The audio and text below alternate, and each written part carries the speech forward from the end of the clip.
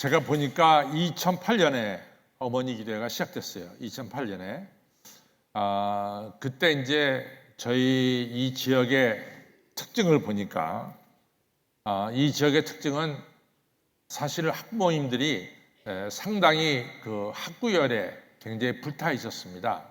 그래서 젊은 이같이 부부들이 나와서 아이들을 단원 초등학교에 보내고 뭐 이러면서 애들 교육에 열심을 내고 있어서 그때 생각에 아이들을 잘 키우는 길이 뭘까? 그것은 바로 다름 아닌 부모님이 자녀를 위해서 기도하는 것보다 더 큰 일이 없을까? 더 큰 일이 없다. 이렇게 생각해가지고 2008년도에 어머니 기도회를 시작했습니다. 그래서 오늘까지 2024년까지 한 17년 넘게 어머니 기도회가 잘 성장해 와서 너무 기쁩니다. 앞으로도 어머니 기도회가 계속해서 어머니들이 많이 나와서 자녀를 위해서 기도하는 이러한 어머니 기도회가 돼서 여러분들의 자녀들이 제가 늘 기도하듯이 이 땅과 세계에 소중하게 쓰임받는 여러분들의 자녀가 되기를 간절히 바랍니다. 오늘 이제 복 있는 삶이란 제목으로 여러분들에게 사실은 이제 어머니 기도회 맨 처음 시작할 때는 2008년에 시작할 때는 봄학교에 2번, 또 가을학교에 2번, 제가 하루에 한 1년에 한 4번씩 말씀을 전했어요. 한동안 쭉 가다가 이 어머니 기도회 말씀만큼 더 어려운 게 없었어요. 그래서 제가 담당자한테 내가 말씀 전한 것은 줄이자. 너무 내가 많다. 시작하면서 전하고 또 끝날 때 전하고 그러니까 1년에 4번씩 전하니까 너무 많다. 그래서 좀 줄이자. 그래가지고 이제 시작 때 이제 한 번씩 하게 됐죠. 그다음에 이제 어머니 기도회를 통해서 제가 또 생각했던 것은 뭐냐면은 여러분들로 하여금 다른 유명한 강사분들의 이야기를 들을 수 있는 어떤 장을 만들자. 그래서 어머니 기도회 스태프들이 생각하는 듣고 싶은 강사 이런 분들을 취합해서 내면은 그분들을 모시고 들을 수 있도록 이렇게 어머니 기도회를 좀 열린 공간으로 또 여러분들이 여러 강사님들에게 여러 말씀을 들을 수 있는 그런 공간으로 이제 만들어 왔습니다. 실제로 어머니 기도회를 통해서 우리의 정말로 많은 강사님들이 오셔서 여러 가지 다양하게 중요한 말씀을 주셨습니다. 앞으로도 계속해서 어머니 기도회를 통해서 여러분들이 듣고 싶은 분들의 강의를 듣고 여러분들이 자녀들을 잘 키우기를 바랍니다. 사람이 어느 곳에 있느냐가 굉장히 중요한데 우리가 이제 사울왕을 보면은 사울왕이 사실은 특별한 일을 하고 있지 못했어요. 그래서 아버지의 잃어버린 암나귀 새끼나 찾으러 다니는 좀 시간이 있고 한가한 사람이 사울이었는데 사울이 아버지 말씀대로 잃어버린 암나귀를 찾다가 어떤 일이 생기냐면은 사무엘 선지자를 만나게 돼요. 그래서 사무엘 선지자를 만나서 이 사울이 선지자들 그리고 예언자들이 모여서 예언하고 기도하는 곳에 가게 됩니다. 그때 그 예언자들이 모여서 기도하고 또 예언하는 그 장소에 가니까 사울도 성령이 임해서 예언자들과 함께 같이 예언하고 기도하는 이런 역사가 일어났습니다. 그래서 이스라엘 속담에는 무슨 속담이 있냐면은 사울도 예언하느냐 이렇게 사울이 전혀 예언하지 못할 사람처럼 여겨졌는데 사울도 예언하느냐 이런 속담이 생겨났어요. 그것은 사울이 어느 자리에 있었느냐 바로 예언자들이 예언하고 기도하는 자리에 함께 있을 때 사울도 성령의 능력을 받아서 예언하는 이런 사람이 됐습니다. 그것이 이제 사무엘상 10장에 나오는데 또 좀 안타까운 건 뭐냐면은 사울이 이제 왕이 되잖아요. 왕이 된 뒤에 하나님은 떠납니다. 그전까지는 그가 겸손하게 하나님을 잘 섬겼는데 왕이 되고 나서부터는 좀 교만해져 가지고 하나님을 떠납니다. 그러니까 하나님을 떠나니까 우리가 사무엘상 15장에 좀 안타까운 소리가 나오는데 사무엘 선지자가 사울 왕을 향해서 말하기를 당신이 하나님 말씀을 버렸으므로 하나님도 당신을 버렸다. 이런 아주 슬픈 이야기가 사무엘상 15장에 나옵니다. 이렇게 되면서 사울이 이제 사무엘상 28장쯤 되면은 무슨 일이 벌어지냐면은 블레셋 군대가 이스라엘 쳐들어왔어요. 근데 이 블레셋을 이스라엘이 감당하기에는 너무 상대가 강력합니다. 여러분도 아시다시피 제가 늘 얘기하지만 블레셋의 오리진, 원래 블레셋의 시작은 어디냐? 블레셋은 사실은 노르웨이, 스웨덴, 덴마크 이쪽 북쪽 사람들이 블레셋 사람의 기원이에요.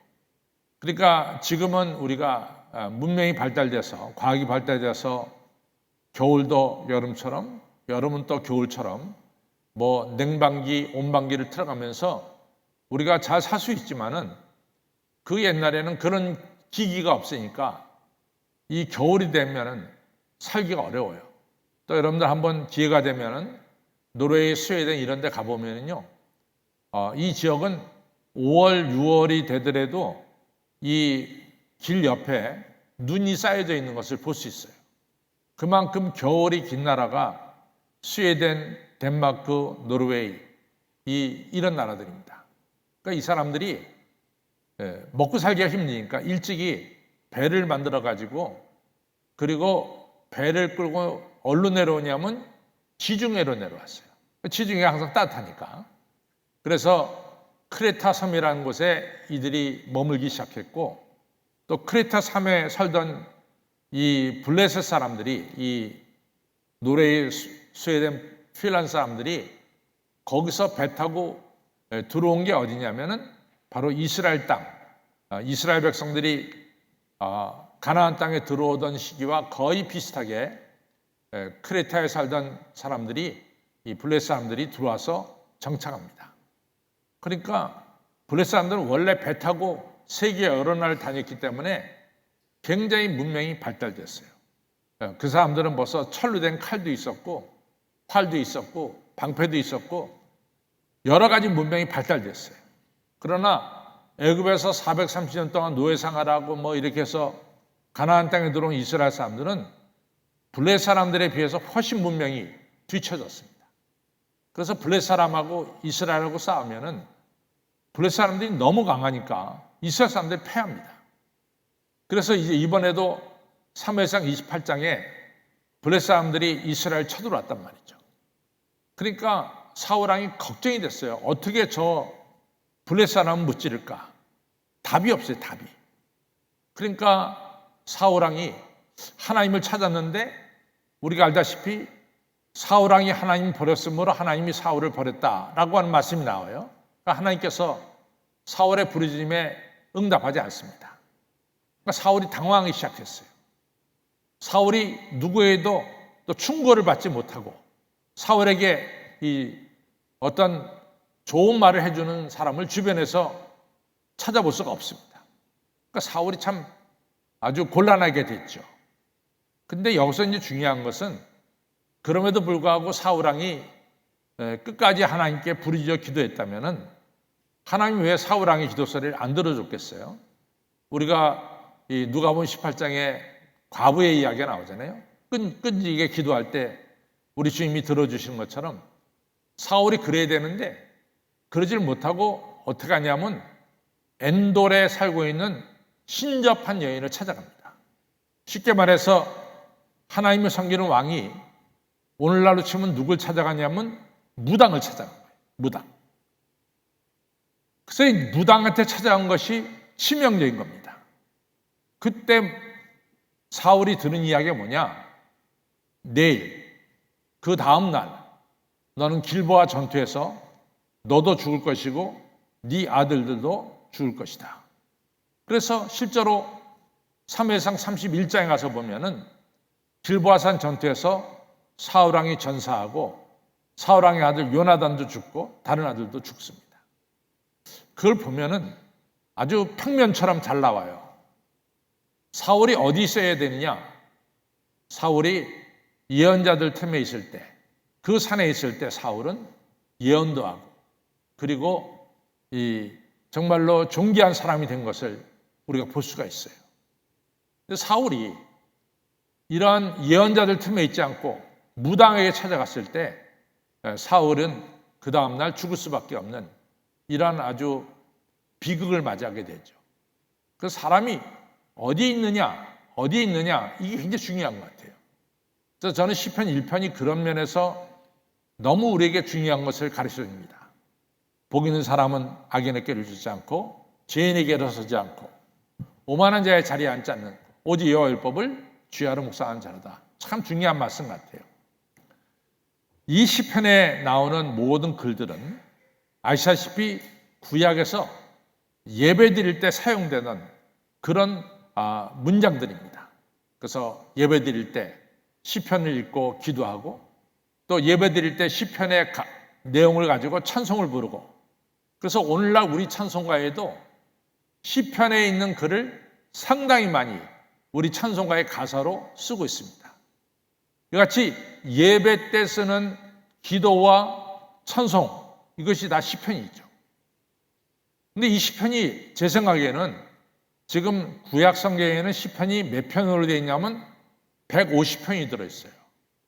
근데 제 생각에는 아마 수천 편이 있었을 것이다. 근데 많은 예배 때 사용하는 이 기도와 찬송가 가사가 있었을 텐데, 이제 랍비들, 아주 이 구약 성서의 이 랍비들, 이런 분들이 모여가지고 우리가 수천 편 되는 걸 갖다 다 성경에 들어가게 할 수는 없지 않느냐. 그래서 추렸을 거예요. 그래서 1000편도 넘는 이 시편을 갖다가 추려서 이제 정한 것이 150편이 될 겁니다. 그래서 150편이 된 거죠. 그 다음에 제가 늘 말씀드리지만은 성경은 뭐가 중요하냐면 1장 1절이 중요합니다. 그래서 창세기 1장 1절을 딱 펼쳐보면 태초에 하나님이 천지를 창조하시니라 이렇게 나와요. 근데 이것이 얼마나 중요한 얘기인지 몰라요. 여러분들은 그냥 읽을지 모르지만은 이건 굉장히 중요한 말씀이에요. 여러분과 저가 섬기는 하나님이 누구냐 하는 걸 갖다가 분명히 정의를 내리고 있거든요. 내가 믿는 하나님은 천지를 창조하신 하나님을 여러분과 제가 믿고 있습니다. 그러니까 누가 당신이 믿는 하나님이 누구냐 이렇게 물어보면은 여러분과 저는 아주 담대하게 말씀할 수 있어요. 우리 하나님은 천지를 창조하신 하나님을 내가 믿습니다. 창조자 하나님, 굉장히 중요한 거죠. 그래서 성경은 1장 1절이 중요해요. 그런데 시편 150편을 갖다가 이렇게 다 벽에다 붙여놓고 도대체 어느 시편을 갖다가 제 1편에 갖다 놓는 것이 좋을까? 뭐 이렇게 학자들이 생각을 했겠죠. 그 중에서 학자들이 결론을 내린 게 뭐냐? 바로 시편 1편을 갖다 놓은 거예요. 복 있는 사람은 악인의 꾀를 쫓지 않고 죄인의 길에 서지 않고 오만한 자의 자리에 앉지 아니하고 오직 여호와의 율법을 주야로 묵상하는 자입니다. 이걸 갖다 놨습니다. 여기서 우리는 복 있는 사람이라고 말하지만은 행복한 사람은 악인의 꾀를 쫓지 않고 죄인의 길에 서지 않고 오만한 자의 자리에 앉지 아니하고 이렇게 나가는 거예요. 행복이라는 게 제일 먼저 나와요. 왜 이걸 갖다가 시편 1편을 갖다가 제일 이 앞자리에 넣었을까? 하나님께서 여러분과 저를 창조하셨어요. 창조하시고 여러분과 저를 하나님의 형상대로 이마고 데이 하나님의 형상대로 여러분과 저를 창조하셨어요. 하나님의 형상대로 창조했다는 것은 여러 가지 의미가 있습니다. 그렇지만 그건 다 오늘 설명하기 어렵고, 하나님은 하나님의 형상대로 창조한 여러분과 저를 행복하게 살기를 원하시는 거예요. 이것이 하나님의 뜻입니다. 그것은 너무 간단해요. 여러분들 다 자녀들 뒀잖아요. 어머니 기도회에서 나와서 기도회 하잖아요. 누구를 위해서? 내 자녀를 위해서. 기도의 목적이 뭡니까? 내 자녀가 잘 되는 거예요. 내 자녀가 잘못되는 걸 원치 않아요. 내 자녀가 행복하게 살기를 원하는 거예요. 제가 이제 결혼식 때마다 꼭 줄에 설 때 하는 얘기가, 당신들은 처녀 총각으로 있을 때보다 결혼해서 둘이 한 몸이 돼 살아갈 때 처녀 때보다 더 행복하고 총각 때보다 더 행복하게 살아야 됩니다. 이런 얘기를 제가 꼭 합니다. 그것은 사실은 제 마음도 똑같았어요. 제가 제 자녀를 데리고 걔 결혼시키려고 이 앞으로 나올 때 제 자녀들에게 바라는 마음은, 그래, 이제 시집가서 남편하고 살게 되는데 너 행복하게 살아야 된다. 너 시집가 가지고 맨날 뭐 사이가 안 좋아갖고 찔찔 눈물이나 짜면서 오면은 내가 얼마나 아빠 엄마가 마음이 아프겠냐. 행복하게 살아야 된다. 이것이 다 부모의 마음이에요. 하나님이 여러분과 저를 창조해서 여러분과 저를 향해서 바라는 마음도 똑같습니다. 여러분과 저가 짧은 인생 살아가는 동안 행복하게 살기를 우리 하나님은 원하시고 있고, 또 여러분과 저가 행복하게 살도록 우리 하나님은 필요한 것을 공급하시고 축복해 주시는 분이 바로 우리 하나님이십니다. 그래서 오늘 핵심은 우리가 어떻게 하면은 이 복 있는 사람, 행복한 사람으로 살아가느냐라고 하는 거예요. 여러분들, 우리 크리스찬들이 꼭 가져야 되는 것이, 기본적으로 가져야 되는 것이 세 가지가 있어요. 그것은 믿음, 소망, 사랑입니다. 그래서 데살로니가전서 1장 3절에 데살로니가 교회를 칭찬할 때 뭐라고 얘기하냐면, 나는 당신들의 믿음의 역사와 사랑의 수고와 소망의 인내를 보고 내가 기뻐합니다. 믿음의 역사, 사랑의 수고, 소망의 인내를 보고 내가 기뻐합니다. 또 에베소서에서도 이 요한계시록 2장 1절로부터 9절에 나오는 7절에 나오는 에베소 교회를 향해서 우리 부활하신 예수님이 에베소 교회를 칭찬해요. 너희들 믿음의 행위와 사랑의 수고와 소망의 인내가 너희들이 있는 것을 보고 내가 칭찬한다. 그러니까 우리에게 세 가지가 있어야 돼요. 믿음, 소망, 사랑. 고린도서 13장에 나오는 말씀이죠. 첫 번째, 저는 믿음을 얘기하지 않고 먼저 소망을 좀 이야기하고 싶어요. 언젠가 제가 한번 설교할 때 엘리야가 갈멜산 제단에서 바알 선지자 450인가 싸워서 승리한 이야기를 했습니다. 아합과 이세벨이 시돈 왕의 딸인데, 이세벨이 북이스라엘 시집 오면서 자기네 나라에 섬겼던 바알과 아세라 등 잡신을 가지고 북이스라엘로 시집 왔어요. 자기만 섬기면 좋겠는데 이 여자 그러지 않고 이스라엘 백성들에게 바알신을 섬기도록 강요했어요. 그리고 바알신을 섬기지 않는 자들을 갖다 핍박했고, 하나님 섬기는 선지자들을 핍박하고 죽이기 시작했어요. 이렇게 되니까 하나님께서 북이스라엘에게, 이 바알신을 섬기는 북이스라엘에게 심판을 내리시죠. 그 심판이 바로 3년 반 동안 북이스라엘 땅에 비가 내리지 않는 기근이에요. 그래서 우리가 그 내용은 잘 알고 있어요. 엘리야가 물이 없으니까 그리시네가에 가서 지냈는데 그때 까마귀가 물러주는 음식을 먹었다 그랬어요. 또 그리시네에 물이 다 마르니까 그 다음에 엘리야가 어디로 갔냐면 사렙다 땅, 시돈 땅 사렙다 과부한테 가서 지낸 것을 우리가 알 수 있습니다. 이처럼 3년 반 동안 기근이 북이스라엘 땅에 내려졌죠. 그때 이제 하나님이 엘리야를 불러서 다시 아합 왕을 만나라.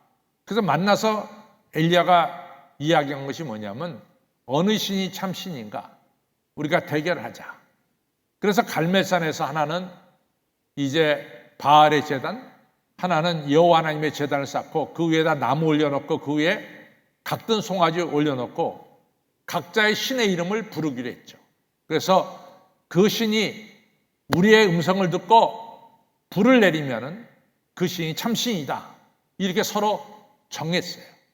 그럼 바알 선지자들도 그 정한 것에 동의를 했고, 엘리야도 그 정한 것에 동의를 했어요. 그래가지고 이제 바알 제단, 하나님의 제단을 쌓아놓고 그 위에 나무 올려놓고 그 다음에 각든 송아지를 거기다 올려놓고 각자 신을 부릅니다. 먼저 바알 선지자 450인이 부르짖었어요. 그래도 바알이 응답 안 하니까 그 앞에서 막 춤도 추고 움직였어요. 그래도 응답 안 하니까 칼과 창으로 자기 몸을 상해하면서 피를 흘리면서 바알을 불렀습니다. 근데 응답 안 했어요. 다 해가 질 때까지 응답을 안 했어요. 이 다음엔 이제 엘리야 차례입니다. 엘리야가 회파된 여호와의 제단을 다시 수축하고 거기에 나무 올려놓고 각든 송아지 올려놨습니다. 그다음에 엘리야는 사람이 시켜서 물통, 큰 물통, 12통이나 된 물 갖다가 재물과 그 위에 붓게 했어요. 그러니까 각든 송아지가 물에 다 젖었죠. 나무가 물에 다 젖었죠. 제단이 물에 다 젖어갖고 제랑 옆에 있는 또랑까지 물이 쫙 찼어요. 엘리야가 기도합니다. 하나님이 이스라엘의 하나님이신 것을 보여주세요. 하나님이 저의 하나님인 것을 보여주세요. 하나님이 이 모든 일을 행하신 것을 보여주세요. 하나님 역사하셔서 이 사람들이 하나님이 살아계신 하나님이심을 좀 나타내 주십시오 라고 기도할 때 하늘에서 불이 내려가지고 그 제단에 있는 모든 재물과 모든 나무와 그 모든 것을 다 불로 태우셨죠. 불로 임했습니다. 그때 바알도 섬기고 하나님도 섬기는 왔다 갔다 하는 신자들이 그것을 보고 하나님이 참 신이다 이렇게 됐어요. 얼마나 엘리야가 큰 승리를 거뒀는지 모릅니다. 그러고 나서 바알 선지자들이 기송강가에서 처형을 당하죠. 그런데 이 소식을 이 이세벨이 듣고 자기가 섬기는 신의 선지자들이 다 죽으니까 너무 마음이 아팠겠죠? 그러니까 이 이세벨이 뭐라고 말하냐면 내일 이맘때 24시간 내로 엘리야가 살아있으면 안 된다. 24시간 내로 내가 엘리야를 죽이겠다. 그래서 군대를 파송해요.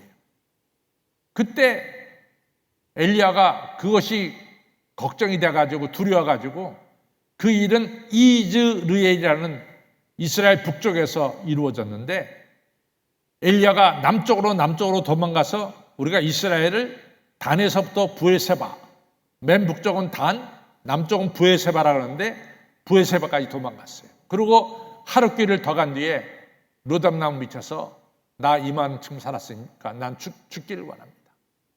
크게 절망에 빠져가지고 죽기를 원합니다. 이렇게 얘기했어요. 저는 이러한 엘리야의 이런 것을 보면서 사람이 소망과 승리의 이 기운에 가득 찼다가 또 어느 순간 조금만 안 좋은 소식, 위협하는 소식, 이런 소식이 오면 금세 두려움에 빠지고 금세 절망에 빠지는 것을 엘리야를 보면서 보게 됩니다. 근데 하나님은 엘리야가 절망에 빠진 것을 원치 않으세요. 그래서 로뎀나무 밑에서 하나님께서 엘리야에게 앞으로 해야 될 사명을 주시면서 다시 엘리야로 하여금 소망의 사람, 이런 사람이 되도록 하나님께서 사명을 주시는 거예요. 그래서 다시 엘리야가 소망을 가지고 살아가게 됩니다. 저는 사실은 우리 청년들을 위해서 기도할 때 늘 하는 기도가 있어요. 하나님의 꿈이 우리 청년들의 비전이 되게 해주시고 또 예수님의 성품이 저들의 인격이 되게 해주시고 성령님의 권능이 저들의 능력이 되기를 원하고 바라고 기도합니다. 제 기도예요. 사람이 꿈과 비전을 가지고 살아가야 되죠. 저는 지금도 이렇게 눈 감으면은 이 연상되는 게 하나 있는데 그것이 뭐냐면 1968년 8월 22일 날 마틴 루터 킹 주니어 목사님이 워싱턴에서 연설한 거예요. 그 연설의 내용이 뭐냐? I have a dream. 나는 꿈이 있습니다. I have a dream. 어느 날 미국 땅에 피부 세계에서 갈라지는 것이 아니라 흑인과 백인이 같이 함께 지내고 서로 존중하는 나는 이런 사회가 되기를 I have a dream 꿈꾸고 있습니다. 저는 그 연설을 지금도 그 당시에 그 연설할 때 이 카메라로 잡은 영사기로 잡은 그 영사가 이게 돌려질 때 보면요, 그 제퍼슨 기념관 앞에 수없이 모여든 이 백성들이요, I have a dream 할 때마다 죽굴듯이 올락내락 죽굴듯이 올락내락하는 이 백성들의 이 감동되는 모습은 지금 봐도 너무 감동스러운 거예요. I have a dream. 불록 마틴 루터 킹 주니어 목사님은 이제 죽었지만은 그 사람의 그 얘기는 지금도 미국 사람들 마음속에는 I have a dream, 꿈을 가지고 살아야 된다는 이런 생각은 다 가지고 있어요. 그때 그 자리에 있었던 데이빗 시몬스라고 하는 학자는 그때 너무 감동을 받았어. 그 사람이 책을 썼는데 꿈과 함께 살아라. 꿈과 함께 살아라. 이런 책을 썼어요. 꿈과 함께 살아라. Living with a dream. 꿈과 함께 살아라. 이런 이야기를 썼어요. 여러분, 나는 우리 부모가, 아버지, 어머니가 우리 자녀에게 줄 수 있는 중요한 것 중에 하나가 꿈입니다. 여러분들 자녀들에게 꿈을 심어주세요. 걔네들이 조금 더 절망하지 않고 꿈을 가지고 살도록 꿈을 심어주시기 바랍니다. 저는 그것이 아주 중요해요. 우리 자녀들에게 아빠, 엄마가 줄 수 있는 중요한 것 중에 하나가 뭐냐? 꿈을 가지고 사는 거예요. 그래야 행복해. 그것이 행복한 사람이 되는 비결이에요. 제가 언젠가 한번 그런 얘기를 했어요. 저희 어머니가 말이죠. 내가 자꾸만 우리 이번에 김효서 목사님이 가는 교회가 내 모교회거든요. 내가 태어난 교회가 그 교회입니다. 그게 우리 어머니가 저를 잉태하고 이 교회에서 기도하는데 어머니께서 어머니 배에서 비둘기가 한 마리 날라서 강대상을 나르더래요. 그래서 우리 어머니가 그때 저를 바쳤어요. 얘는 하나님께 바친다. 그래서 제가 이제 이렇게 목사가 됐죠. 근데 제가 이제 신학대학을 가야 되는데 제가 미션 스쿨, 기독교 학교를 다닌 게 아니라 저는 공립학교를 다녔습니다. 그러니까 내 친구들은 다 일반 대학 가요, 일반 대학. 일반 대학 다 가는데 우리 어머니는 끈질기게 나한테 자꾸만 너는 일반 대학 가지 말고 신학대학 가라고 자꾸만 그러시는 거예요. 그때 제 나이에 나 친구들하고 같이 일반 대학 가고 싶었어요. 정말로. 우리 어머니 자꾸만 그러시는 거예요. 내가 너를 바쳤는데 네가 어딜 가냐. 이래가지고 이제 그랬었는데. 그러면서 우리 어머니가 이런 얘기를 한번 하세요. 제가 이제 야, 용규야, 내가 어젯밤에 꿈을 꿨는데 글쎄 네가 비행기를 타고 이 나라 저 나라 다니면서 설교하고 다니더라. 이렇게 얘기를 해요.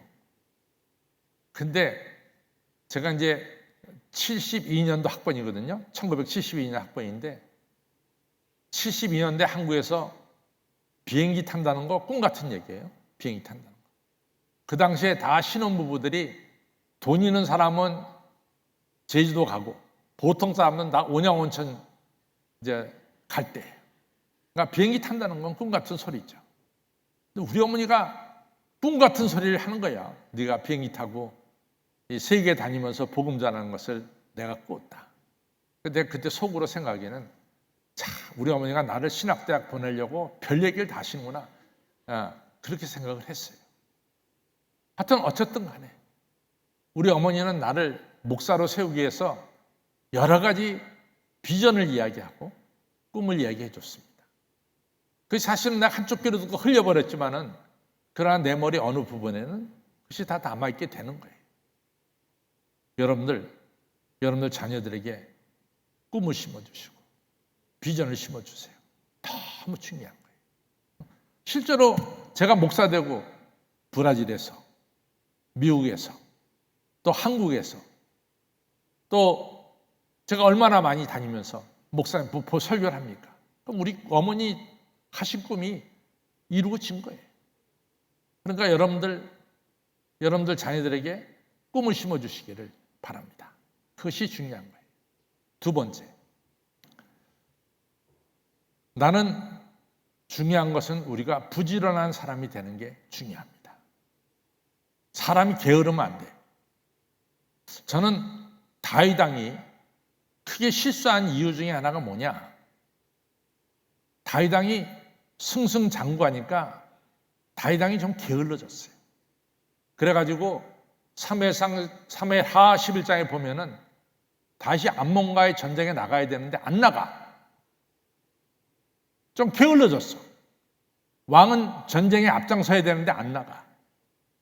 그리고 자기는 옥상에 거닐다가 누구를 보게 되냐면 바로 우리아의 아내 보디발을 보게 되는 거죠. 그것이 문제가 된 거예요. 그 시작은 어디냐? 다윗이 게을렀을 때 일이 벌어진 겁니다. 게으르면 안 돼. 사람은 부지런해야 돼.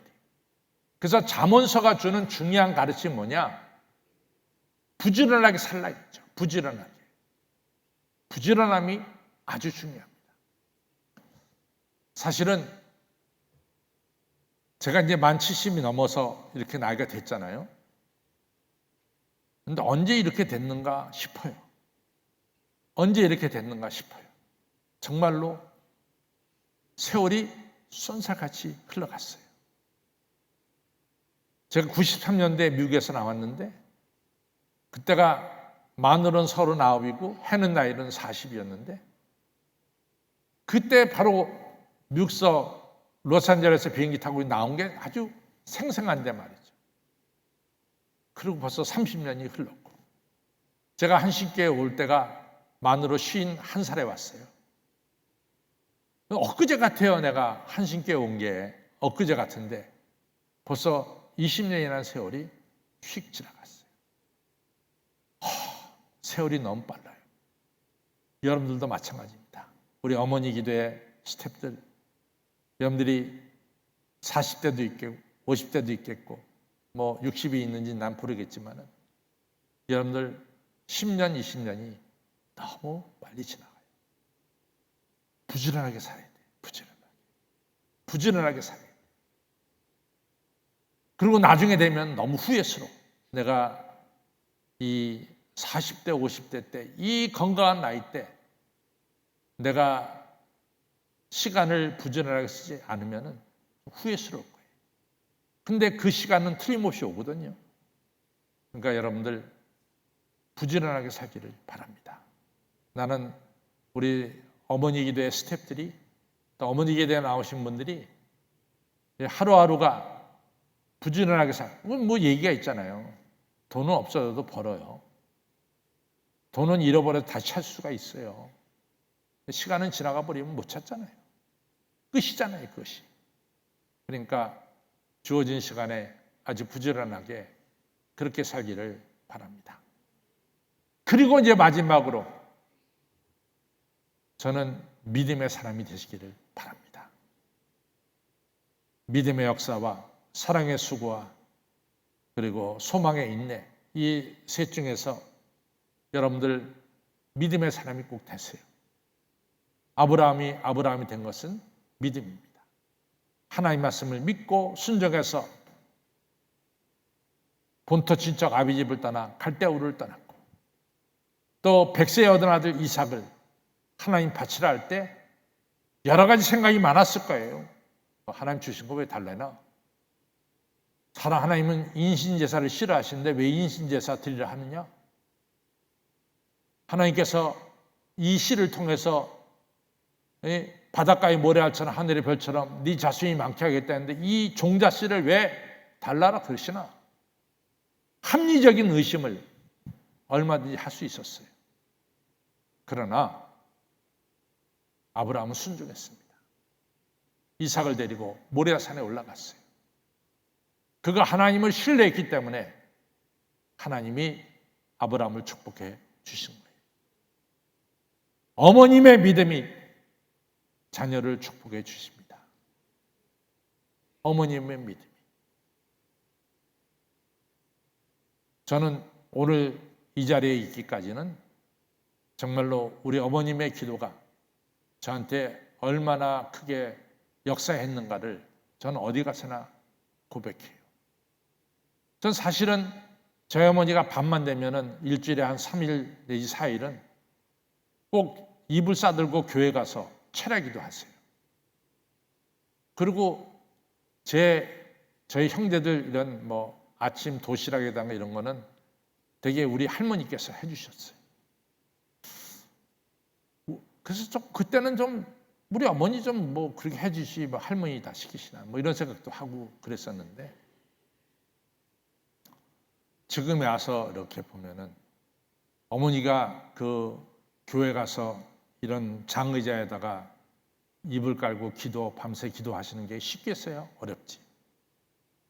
근데 그것을 하시면서 이처럼 저도 목사를 만들었고 내 동생들도 목사가 됐고 또 저희 형님은 이 나성영락교회 장로님 되셨고 이렇게 다 하나님의 교회에서 일하게 만드셨죠.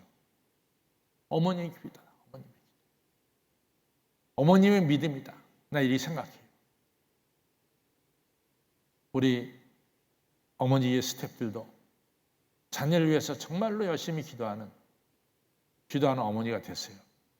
기도하는 자의 자녀는 결코 망하는 법이 없습니다.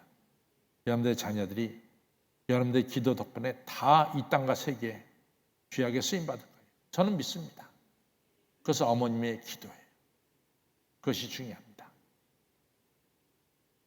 저는 세례요한이 약간 아쉬운 게 있는데 세례요한이 마태복음 11장에서 세례요한이 감옥에 있으면서 사람들을 보내가지고 제자들 보내서 예수님한테 오실 그분이 당신입니까? 우리가 다른 일을 기다려야 합니까? 이런 이야기를 하게 돼요. 그게 세례요한에게 있어서 저는 옥의 티라고 말할 수 있어요. 그것이 성경에 나오거든요.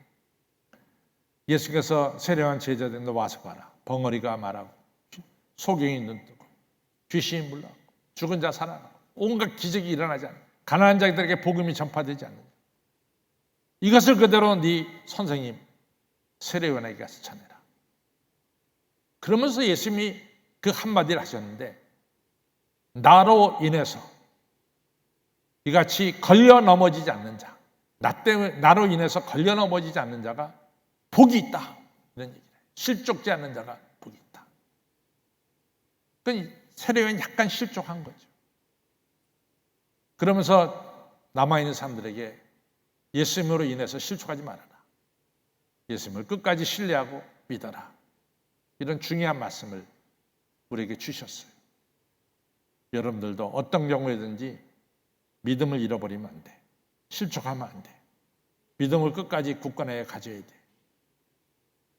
그리고 여러분들이 믿음으로 축복받으시고 여러분들의 자녀들이 여러분들의 믿음으로 말미암아 이 땅과 세계에 귀하게 쓰임받는 하나님의 귀한 자녀들이 다 되기를 간절히 바랍니다. 제가 은퇴한 뒤에는 제가 잘 안 와요. 그리고 또 저 성격상 그래요. 나는 끈적끈적한 거 아주 싫어하는 사람 중에 하나가 전데 제가 멀리 있던 가까이 있던 우리 여러분들의 자녀들이 잘 된다는 소식을 듣고 내가 너무 기뻐하고 또 어떨 때는 눈물을 흘릴 수도 있겠어요. 하나님 감사합니다. 아버지의 자녀가 저렇게 잘 됐다 그러니 너무 기쁩니다. 제가 굉장히 기뻐하고 행복해 할 거예요. 여러분들의 자녀들이 다 잘 되기를 정말로 떠나는 입장에서 여러분들에게 드립니다.